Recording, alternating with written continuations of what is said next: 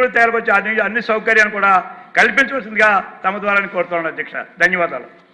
సత్యప్రభ గారు, ఎమ్మెల్యే గారు, అమ్మా మీరు సిగ్నేచర్ కాదు అయినా అవకాశం ఇస్తున్నారు, త్వరగా పూర్తి చేయండి. అందుకే సిగ్నేచర్ ఉండాలి కదా. ప్రతిపాడు నియోజకవర్గంలో దాదాపు 58 గిరిజన గ్రామాలు ఉన్నాయి అధ్యక్ష.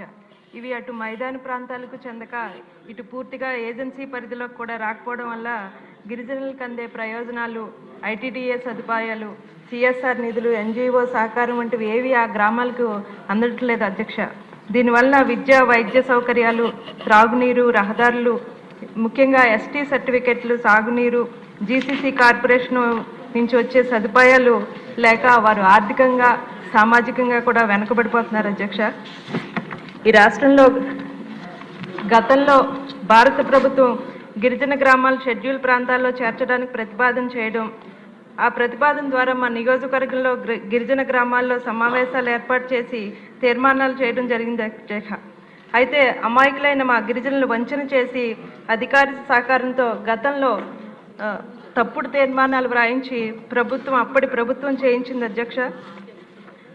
తప్పుడు తీర్మానాలు చేయించడం వల్ల అప్పటి దివంగత నేత నా భర్త వరుపుల రాజా ఐటీడీఏ రంపచోడవరం పిఓ ఆఫీస్ దగ్గర ఈ గిరిజనులందరినీ తీసుకువెళ్ళి ఉద్యమం చేసి ప్రతి గ్రామానికి వెళ్ళి గ్రామ సభలు ఏర్పాటు చేయించి తీర్మానాలు చేయించడం జరిగింది. మా ప్రాంతంలో ఉన్న గిరిజన గ్రామాలు అనేక సమస్యలు అధ్యక్ష. ముఖ్యంగా రహదారులు, గత ప్రభుత్వం చేసిన నిర్లక్ష్యం వల్ల రహదారులు లేక, రవాణా సౌకర్యాలు లేక చాలా ఇబ్బంది పడ్డారు అధ్యక్ష.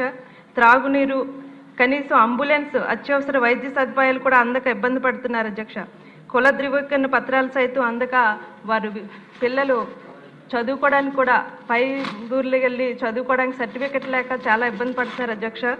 గత ప్రభుత్వం నిర్లక్ష్యం వల్ల వ్యవసాయం, చెక్ డ్యామ్లు కూడా శిథిలావస్థకు చేరుకున్నాయి అధ్యక్ష.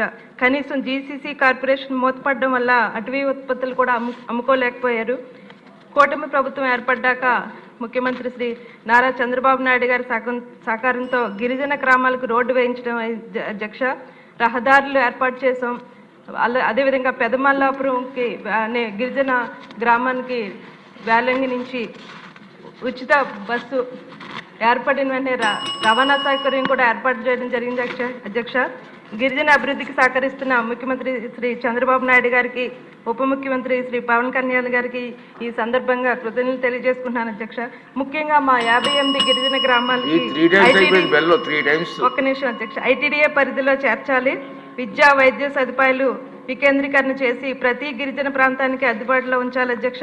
పెదమల్లాపురం కేంద్రంగా గిరిజన గ్రామాలకు ఒక మండలాన్ని ఏర్పాటు చేయాలి అధ్యక్ష.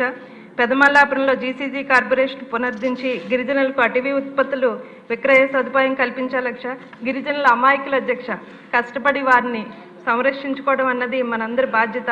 మా నియోజకవర్గంలో ఉన్న 58 గిరిజన గ్రామాలని ఐటీడీఏ పరిధిలో చేర్చాలని ఈ సందర్భంగా తెలియజేసుకుంటున్నాను అధ్యక్ష. ధన్యవాదాలు అధ్యక్ష. ప్రశాంత్ రెడ్డి గారు. అన్న స్వర్గీయ